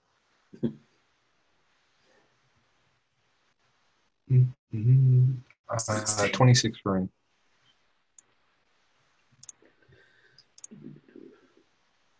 No, you're muted, Mud. 9 for me. I was going to say you shook your head no, so I'm assuming it wasn't a great. All right. And Mornak, what did you get? 16. All right. So, Victor, in that case, you will awaken first. You're surrounded by darkness, dark walls. You don't see any light coming in through. The floor beneath you is cold, like stone. And you immediately, maybe a bit of worry or fear wrenches your guts. As you've been here before, you felt the cold cobblestones beneath you. It seems like every time you wake, you feel the cold cobblestones beneath you. And as you glance around, you don't see the familiar stone walls, You don't see the familiar iron grate that locked your cell. No, it's a wooden door. You see a bed to the side. Somehow you ended up on the floor during the middle of the night, but you indeed are here in this tavern after resting. For some reason, you haven't been sent back to the house, at least not yet. Vasily, in your room, you will awaken, your head pounding a little bit, probably from this heavy wine, feeling a little bit hungover. And it should be morning. You should have a bit of sunlight streaming through the window, but as you look, it's just darkness. The sky is a little brighter, if that's anything. It seems to be more of a dark blue or dark purple sort of haze instead of just pitch black. But no, it still seems like night here.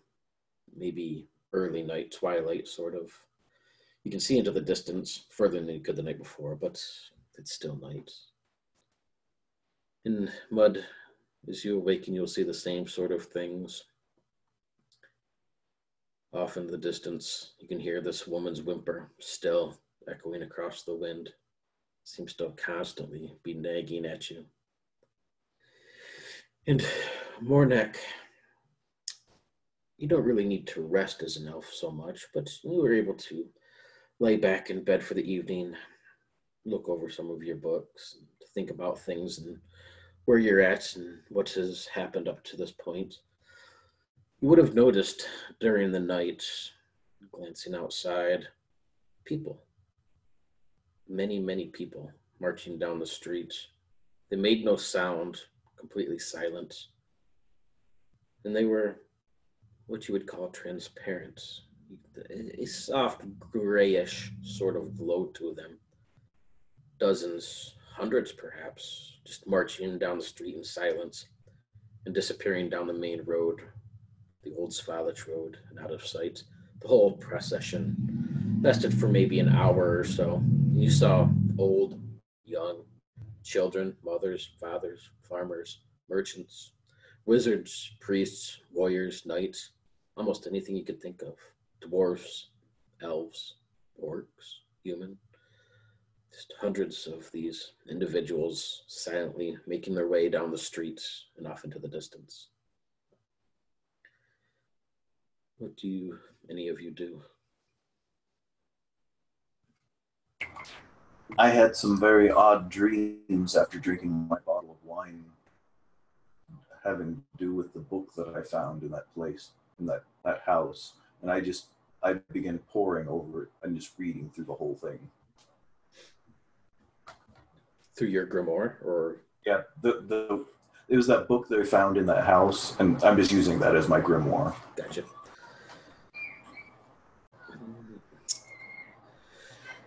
And what about the rest of you? Well, Victor kind of had a little bit of a panic attack when he first woke up because, like you said, he thought he was back at the same place. And not quite sure why he's in the floor. Like, that's never really happened before, of him just, like, sleeping in a random, or waking up in a random place like that. Normally he, like, stays in the bed. But after he lets this panic attack kind of subside, he gets up and kind of splashes his face with water and just try to wake up in the morning. And he pauses for a second to see if anyone else has gotten up yet. If he hears movement a little bit, then he'll start to get ready himself for the day. But if he doesn't quite hear movement, he'll try to stay as quiet as possible in his room.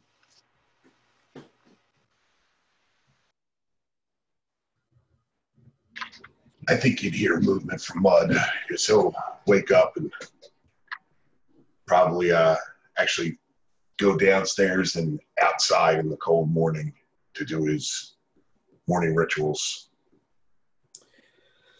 Outside, the fog lays heavy on the ground.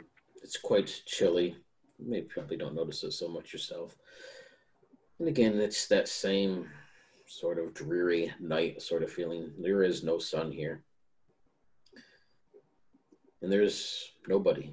As you look around, you would expect people to be getting up for the morning, maybe a town square or people going to work or something. But there is nobody, just a desolation around you. All the while you do this, that little creature in the salt thing will just stare at you, hissing, clicking, buzzing its wings.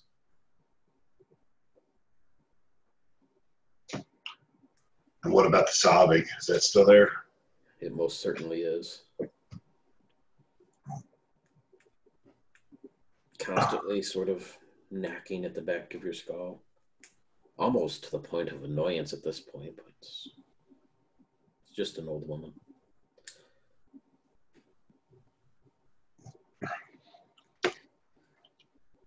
Try my best to ignore both of them, and when I finish my morning prayer, I'll head in and sit down in the common area. As you come in, you'll see this barkeep stands behind the counter, wipes it down from left to right, make sure it's clean. Then I go back to the left and begin wiping it down. What will it be? Food, drink, or room? Just waiting for the rest for now. Very well. You go back to cleaning the counter. You would have heard him get up, Victor, and probably do his prayers outside. When I hear people stirring about in the other rooms, I take that card of the druid that I had and place it in my book as a bookmark, close it up, and start heading down the stairs. As I'm coming down the stairs, Mud, you notice that I look a bit different. My horns have grown a little longer and spiraled out a little farther, and now they have like little protrusions, like thorns growing off of them. And is this the first time I've ever noticed something like this with you? Yeah. You knew I had ram horns before, No. but it's like they've grown longer and they've spiraled out farther. Now they have like little thorns growing off of them. Are we trying something new with our hair, Vasily? He still has the bottle in one hand and he starts rubbing his head down. Do I look disheveled? No more than usual. A little spikier, though. I lick my hand and start rubbing over the top of my head.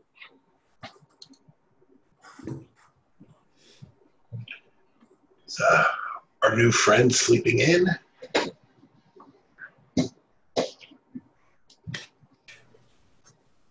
Probably after, I would say a minute after Vasily gets up, then Victor would come down. Is the drunk man from last night, is he here yet? I hope he comes soon because I'm starving for breakfast.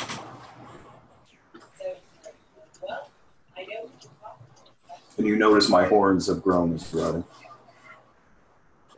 And how about Mornak? Well, he just finds you strange. Never seen you before, like, or a creature like he sees you, he recognizes you, and when you talk, he listens, but he just doesn't really acknowledge that you exist.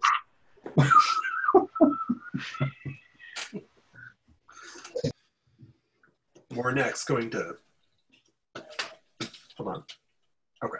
Mornak's going to lumber down the stairs quite loudly after everyone else is pretty much settled in.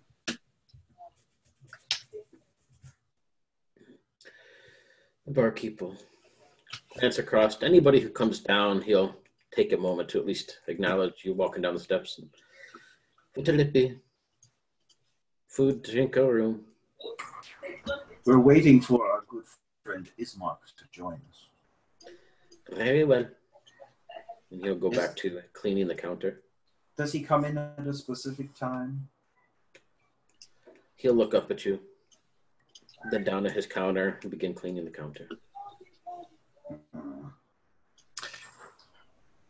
Is there any dirt, like, anywhere in this place? No. No? Okay. Like, Victor's going to walk over to the counter and just, like, put his finger on it and just, like, make a little smudge with his finger just to see, like, if he's on the left side of the counter, he's going to do it on the right side, just to see if he, like, comes over and immediately wipes it, or if he just, like, gradually gets to it. Or if he kills all of us. Nope, he gradually gets to it. He'll finish. I'm just He'll finish his path and then just come back around to the end again and start down all over again. Never break in stride, just same exact motion. And, well, if you're standing there, though, he would stop and, how can I help you? Do you ever get bored of doing that? No. He'll go back to cleaning. Okay. Victor's gonna go and take a seat and wait for the guy's name, who I can't remember, to show up. Ha! My friends, I have arrived. You don't look so charmed. Oh, Last night I left, you were in smiles and glares, and here I am, ready to pay for a bit of breakfast, and we have a road trip, my friends. A road trip, we do indeed. We still on for this, right? You'll help me, I help you. Yes. well, we'll talk about it over breakfast. Excellent. Ugh, my good man, 4 breakfasts, 5 breakfasts I think I shall eat this morning, and 3 bottles of wine for the road. Toss a bunch of coins on the counter and come over and have a seat. I've got some reminders for Chrissy and Kevin. So what do you think, my friends? Perhaps we can take a bit of a road trip this morning. I'll take you to my house. You can meet my sister, Irina. And Tell us about your sister. Why do you need to take her out of town? I was a bit drunk last night. I might have missed that detail. leans in close and looks around. I wish to share such things when the lady's not around. Alika's a nice enough lady, but she's, well, you know what they say about the Vistani. You know what they say. Now listen. They're cheats and criminals? Oh, yes, but they're spies of the devil. Oh. And with this, because so far I have been said that I look like a Vistani, Victor's going to kind of lean forward and kind of give him that glare. Like, because, you know, if I look like one, then maybe he may think I look like one. So, like, I'm just going to kind of eye him down and just see if he gets nervous or anything. Don't worry. I sense something different about you, Victor. You might be a Vistani, but you're not a Vistani in heart. No, you wouldn't be traveling with these folk if that was the case. I know what you're thinking. I'm quite smart. People think I'm a drunk, but no. I simply wish to wash away the pain every night, every day. Gotta do something. But listen, my friends, listen. The wagon is ready. We have breakfast, and I believe if we leave early enough, we can reach Waston by eve, and perhaps Velikai by tomorrow afternoon. And I have gold, 50 gold for each of you. Is that enough? We haven't really agreed yet, have we? We thought we were going to talk about it and meet your sister. Oh, well, sorry. I'm a bit ambitious. I'm in a bit of a hurry. My apologies. Why You such a have hurry? questions. But the devil, he comes for her. Oh. I shall back up. Come close. I lean in close and put my hand on one of the bottles. You see, the town has been under attack since the devil awoke. What was this? These zombies, the wolves, they attack on night, our mansion night after night. My father, Corleon, he could not stand it no more. He died of heart attack too. Well, 3 nights ago now. My sister, Irina, she's heartbroken, but she's feisty. I think she will be okay. But the devil, he comes for her. He's struck twice now. I don't know why he waits, why he toys with us. I must get her away from here, where he can't find her. And Velikai is the only place. Behind their walls, with their festivals and their people. Yes, it is. It's a no-brainer. I have to help her. Well, if he attacks nightly, why how has he not broached your house's defenses yet? My friends, he has. Our house is in ruins. The windows smashed. The doors ripped off the hinges. And Irina, as I said, she's been struck twice. I don't think... Struck how? By wolves? By zombies? By what? No, How was by she struck? the devil himself. She doesn't know. His charms overwhelmed her, and she can't recall what happened, but I fear she's been bitten. She wears a scarf, but she won't show me she won't show me her neck or her breast. Bitten? Like by what? By the wolves? Oh, the devil. He comes. Is this devil a lycanthrope of some sort? Worse than that, my friends. He's a vampire. As I'm talking about lycanthropes, I start rubbing my shoulder and arm. No. He's a vampire. The vampire. A vampire?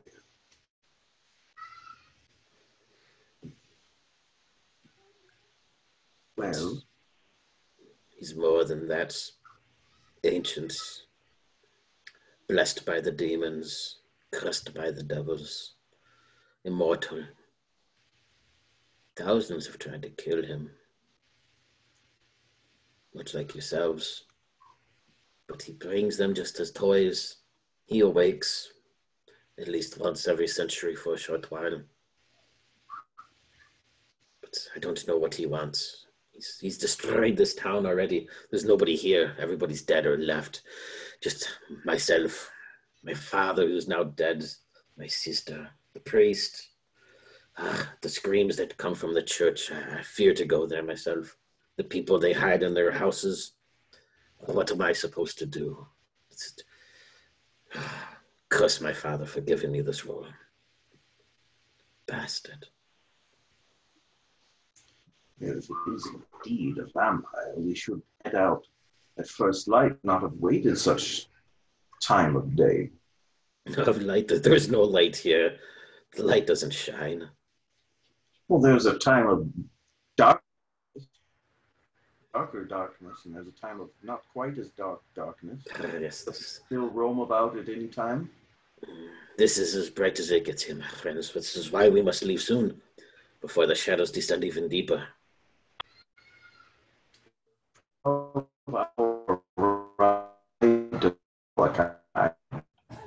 You went super robotic there. I didn't catch a word you said. Let me turn. If it's a 12-hour ride to Valakai, we should head at as possible times. We don't want to be on the road in the darkest of dark. Indeed.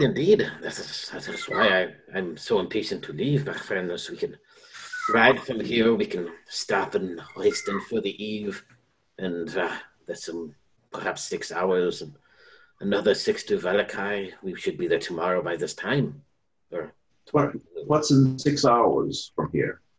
a simple small town, Waston. It's a little bit off the beaten path, but it's better than going to the Visani camp. Well, I mean, if we ride hard in the carriage, can we make it in 8? Or would we just kill the horses and be stranded on the road? The horses might be able to make it, but the roads aren't set for traveling such speeds. They're old, ancient. The devil himself doesn't take care of them. He makes them difficult to travel. That way the people can't run.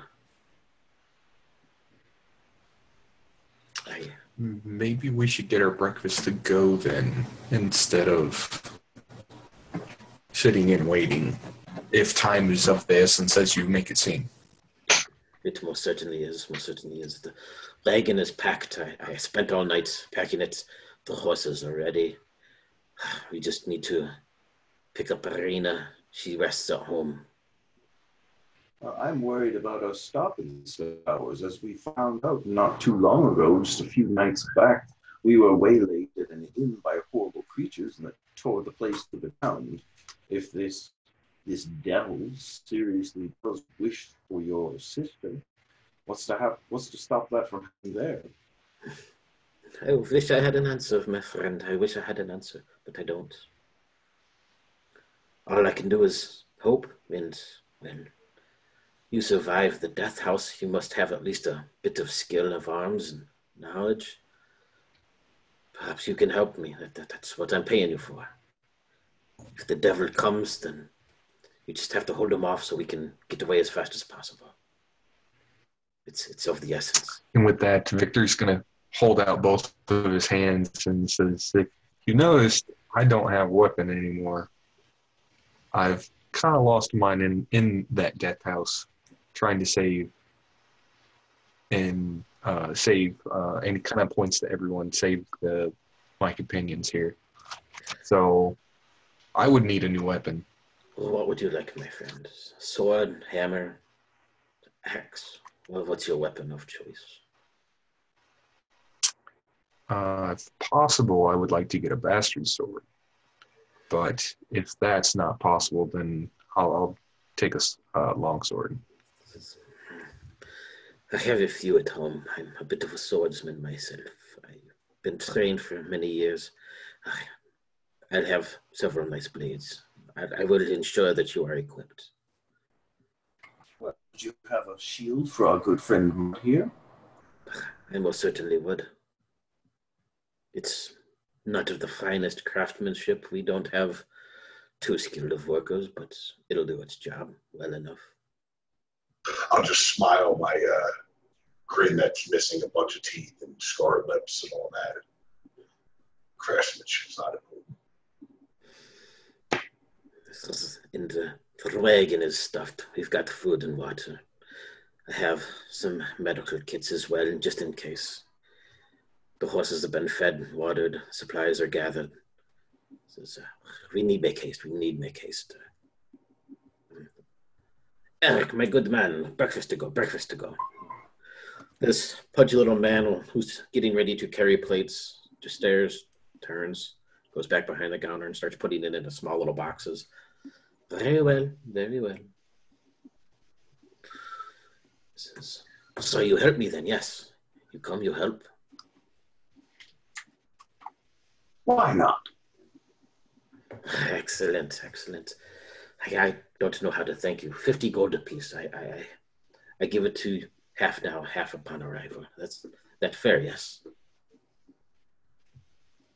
Yes, but we may change the travel plans a bit.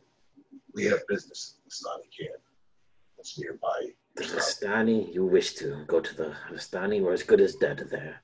They'll steal everything we have and carouse around our bodies. No offense, Victor.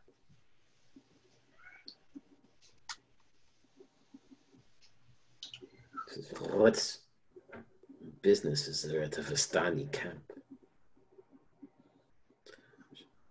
I'll look to the others, but stay silent.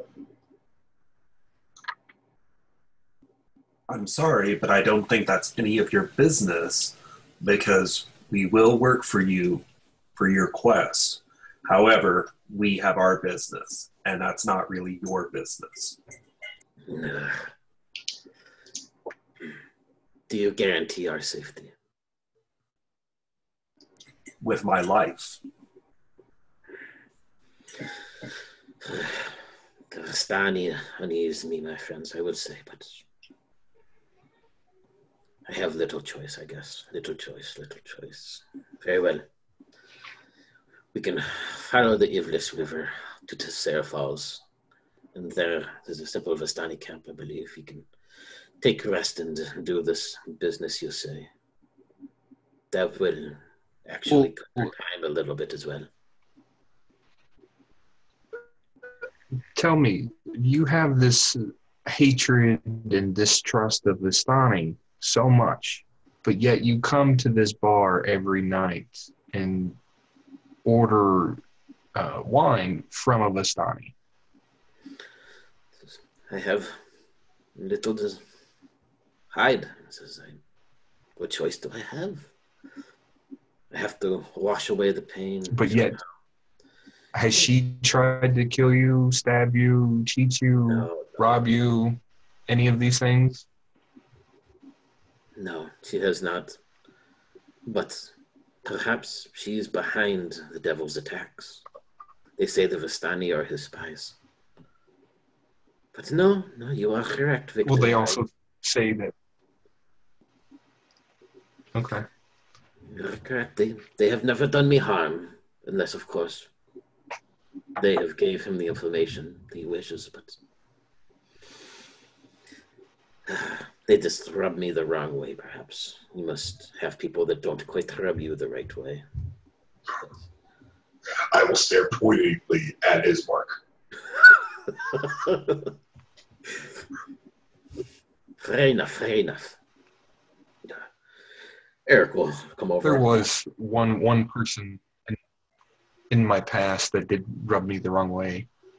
I no matter what I did, I couldn't get along with them. So I do understand your reasoning, but you can't believe everything you hear about someone, especially like with the Vistani, using them as an example. They're devil worshippers and they lie, cheat, and steal and all this. But so far, we have a Vistani here pointing at like basically behind the bar, even though Victor knows that she's not there. She hasn't done any of this stuff to you, so maybe those are just lies and rumors. I will admit I have never left this town. That could very well be true. I will set aside my discrimination, my racist views for this trip. Perhaps Who knows? Maybe the Vistani have some sort of magic out there that can help keep the devil and his demons at bay. That's how they are able to survive. You make a fascinating point, Vasily. Fascinating. Very well. We shall travel the Svalich Road and the Ivlis River to Sayre Falls. We should be able to make camp there. And that will save us time. Even from there, we can head to Valakai and arrive tomorrow eve. But we must make haste. Are you ready? I can take you to the mansion now and be on our way. I stand up and clap my hands together. Let's go. Perfect. He will grab his things, open up the door, and motion for you, all of you, to head on out to the street. Come. I grab one of the bottles of wine in my to-go box. Excellent. And that'll be a perfect sending off point for tonight. So let me stop this.